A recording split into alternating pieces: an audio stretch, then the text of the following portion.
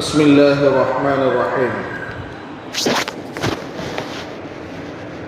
சூரத்துல் லஹ்ஹாவில் இருந்து இறுதியாக நாஸ் வரையுள்ள சூறாக்களில் கண்மணி நாயகம் ரசூலுல்லாஹி ஸல்லல்லாஹு அலைஹி வஸல்லம் அவர்கள் சம்பந்தப்பட்ட அவர்களின் கண்ணியம் குறித்த செய்திகள் தொடர்ந்து இடம்பெறுவதை காணலாம். நபி ஸல்லல்லாஹு அலைஹி வஸல்லம் அவர்கள் மீது அதிகம் அன்பும் கண்ணியமும் கொண்டு அவர்களது வழிமுறைகளை பேணி அமல்கள் செய்கிற மூமினுக்கும் அவ்வாறு அல்லாமல் சாதாரணமாக அமல்கள் செய்கிற ஒருவருக்கும் நிறைய வித்தியாசங்கள் உண்டு என்பார்கள் அறிஞர் பெருமக்கள். நபி அவர்களின் மீது குறைவான அன்பும் கண்ணியமும் கொண்டு அவர்களது வழிமுறைகளை சரிவர பேணாமல் அமல்கள் செய்கிற மனிதனுக்கு நாளடைவில் தனது அமல்கள் மீது கர்வமும் பெருமையும் ஏற்பட்டு விடுகிற அபாயம் இருக்கிறது. மேலும் அவர்கள் குழப்பவாதிகளாகவும் மாறிவிடுகிறார். நாங்களும் முஸ்லிம்கள் தான் என்று சொல்லிக்கொள்ளும் சிலருக்கு ஏனோ நபி அவர்களின் பெயரை கேட்டாலே அலர்ஜிதான். நாம் நபி அவர்களை அல்லாஹ் என்று கூறவும் மாட்டோம், அவன் அளவிற்கு உயர்த்தவும் மாட்டோம், உயர்த்தவும் முடியாது. நபி அவர்களுக்கு அல்லாஹ் என்ன கண்ணியத்தை கொடுத்துள்ளானோ, கொடுக்க சொல்லியுள்ளானோ அந்த கண்ணியத்தையே நாம் கொடுக்கிறோம். அவர்களை அப்துஹு அல்லாஹுவின் அடியா, ரசூலுஹு அல்லாஹுவின் தூதர் என்றுதான் எப்போதும் கூறுகிறோம். அல்லாஹ் குர்ஆனில் நபி ஸல்லல்லாஹு அலைஹி வஸல்லம் அவர்களின் கண்ணியத்தை இவ்வுலகத்தின் அனைத்து வஸ்துக்களை விடவும் உயர்வானதாக கூறுகிறார். வரஃபஅனா லக ذிக்ரக், மேலும் நாம் உமக்காக உன்னுடைய புகழை மேலோங்கச் செய்தோம். இதுவரை உலகிற்கு அனுப்பப்பட்ட நபிமார்கள் குறிப்பிட்டதோர் ஊர், நகரம், சமுதாயம், காலம் ஆகியவற்றிற்கு மட்டுமே நபியாக அனுப்பப்பட்டார்கள்.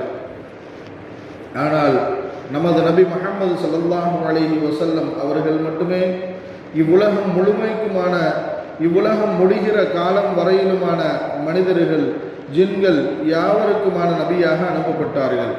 நபி ஹூத் அலைஹி ஸலாத்து வஸலாம் அவர்கள் நபியாக அனுப்பப்பட்டது இரம் என்ற ஊரை சார்ந்த ஆது என்னும் கூட்டத்தாருக்கு மட்டும்தான்.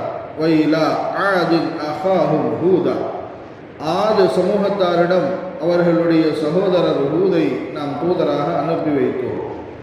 நபி ஸாலிஹ் அலைஹி ஸலாத்து வஸலாம் அவர்கள் நபியாக அனுப்பப்பட்டது சமூத் என்னும் கூட்டத்தாருக்கு மட்டும்தான்.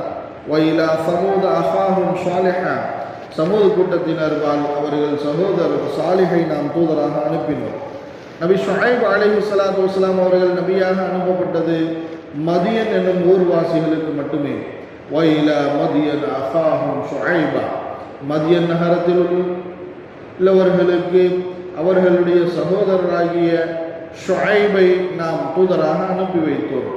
மனிதர்கள் மட்டுமல்லாது கியாமத் நாள் வரை வருகிற ஜின்களும் நபிகள் நாயகம் ரசூலுல்லாஹி ஸல்லல்லாஹு அலைஹி வஸல்லம் அவர்களின் உம்மத்தினர்கள் தான். மக்காவில் ஜின்கள் நபி அவர்களிடம் வந்து ஈமான் கொண்ட இடம் மஸ்ஜிதுல் ஜின் இன்றும் அதற்கு சான்றாக உள்ளது.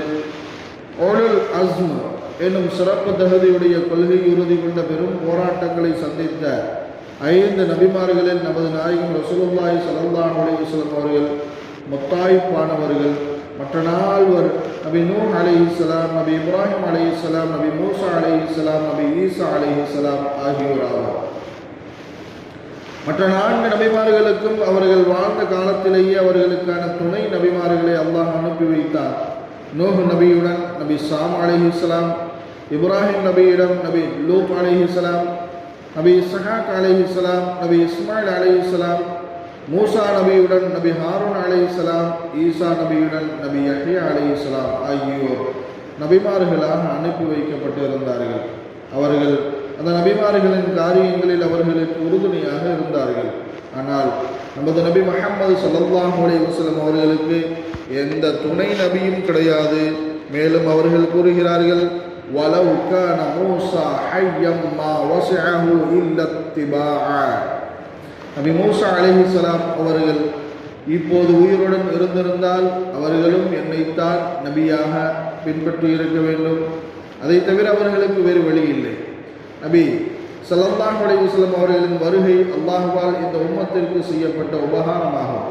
لقد من الله على المؤمنين إذ بعث فيهم رسولا من أنفسهم يتلو عليهم آياته ويزكيهم ويعلمهم الكتاب والحكمة وإن كانوا من قبل لفي ضلال مبين. நிச்சயமாக அல்லாஹ் மூமின்களுக்கு அருள் புரிந்திருக்கின்றார். அவன் அவர்களுக்கு அவர்களிலிருந்தே ஒரு ரசூலை தூதரை அனுப்பி வைத்தார். அவனுடைய வசனங்களை அவர்களுக்கு ஓதி காண்பிக்கிறார். இன்னும் அவர்களை பாவத்தை விட்டும் பரிசுத்தமாக்குகிறார்.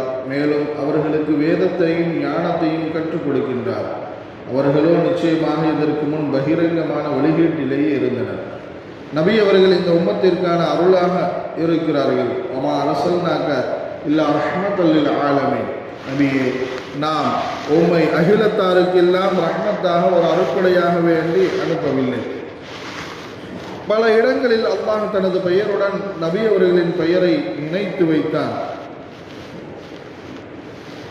குறிப்பாக 5 நேர தொழுகை அழைப்பிலும் தனது பெயருடன் நபி அவர்களின் பெயரை அல்லாஹ் இணைத்தார். முஅத்தின் அஷ்ஹது அல்லா இலாஹ இல்லல்லாஹ் என்று கூறுவதோடு அஷ்ஹது அன்ன முஹம்மதர் ரசூலுல்லாஹ் என்று தனது 5 நேர பாங்கிலும் அல்லாஹ்வின் பெயருடன் நபி அவர்களின் பெயரையும் இணைத்து கூறுகிறார். தொழுகையின் போதும் அத்தஹியாத்தில் நபி அவர்களின் பெயரை தன்னுடன் இணைக்கிறான் அல்லாஹ். ஜனாசா தொழுகையில் பாங்கு கிடையாது. ஆனாலும் சஜ்தா இல்லாத அந்த ஜனாசா தொழுகையிலும் கூட நபி அவர்களின் மீதான ஸலவாத்தை அல்லாஹ் இணைத்துள்ளார்.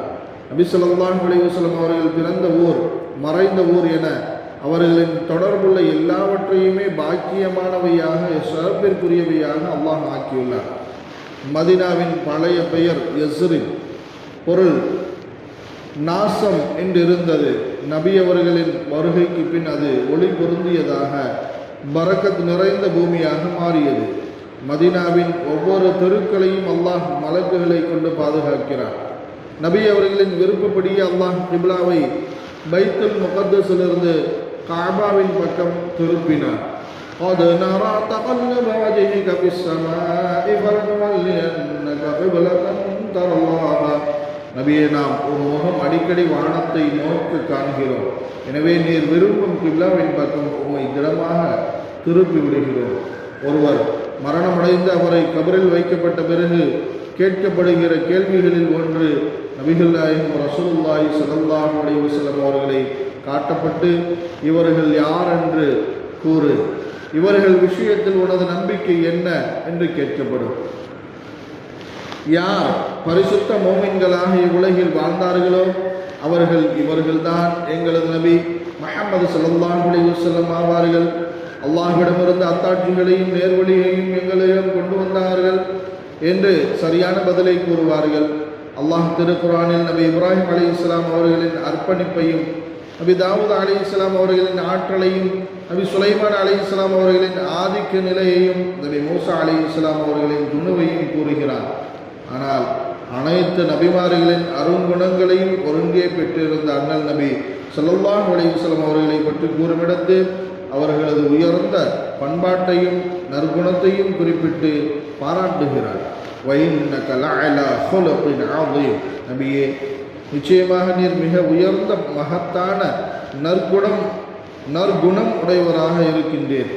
ஒரு மனிதன் எடுத்து விடுத்து நடக்க வேண்டிய குணங்கள் மொத்தம் 365 ஆகும்.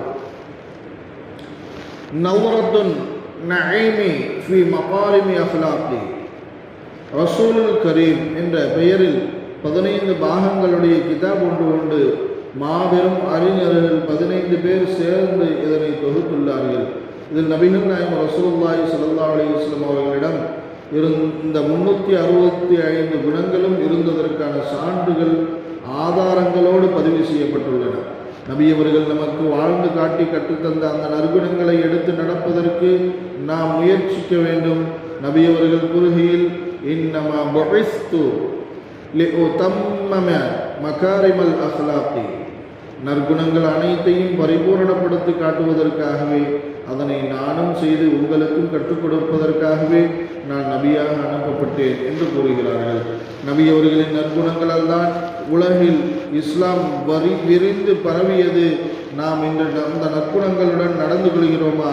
யாருடனாவது சிறிய முரண்பாடு ஏற்பட்டு விட்டாலோ அவரோடு எப்படி நடந்து கொள்கிறோம், அவரை பற்றி என்னவெல்லாம் பேசி திரிகிறோம் என்பதை சிந்தித்து பார்க்க வேண்டும். மக்காவினுள் வெற்றி வீரராக நபிகள் நாயகம் ரசூலுல்லாஹி ஸல்லல்லாஹு அலைஹி வஸல்லம் அவர்கள் நுழைந்தபோது நடைபெற்ற சம்பவங்கள் சொல்லனா துன்பங்கள் கொடுத்தவர்களை அவர்கள் மன்னித்த செயல்பாடுகள் காலங்கள் கடந்தும் அவற்றை உலக வரலாறு மெச்சுகிறது.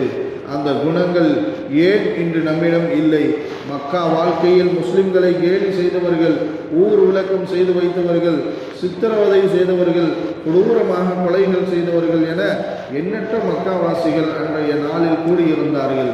இன்றைய நாளில் யாரையும் பழிவாங்கப்படாது என்று கூறி அவர்கள் அனைவரையும் நபி அவர்கள் மன்னித்த அந்த நற்குணம் எவ்வளவு சிறப்பிற்குரியது!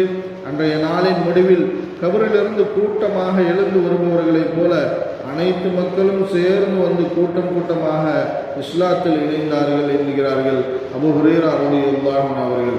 நபி ஸல்லல்லாஹு அலைஹி வஸல்லம் அவர்கள் மீது நமக்கான கடமைகள் 3. அவர்கள் மீது அன்பு வைக்க வேண்டும். 2, அவர்களின் குடும்பத்தாருடைய கண்ணியத்தை எப்போதும் பாதுகாக்க வேண்டும். 3, அவர்கள் சொல்லித்தந்த வழிமுறைகளை பின்பற்ற வேண்டும். அவர்கள் சொல்லிக் கொடுத்த வழிமுறைகளின்படி நம்முடைய வணக்க வழிபாடுகளை அமைத்து கொண்டால் மட்டுமே நம்முடைய வணக்கங்கள் உயிர்ப்புள்ளதாக இருக்கும். அந்த வணக்கங்களில் தற்பெருமை இருக்காது, நம்மை குழப்பத்தில் ஆழ்த்தாது.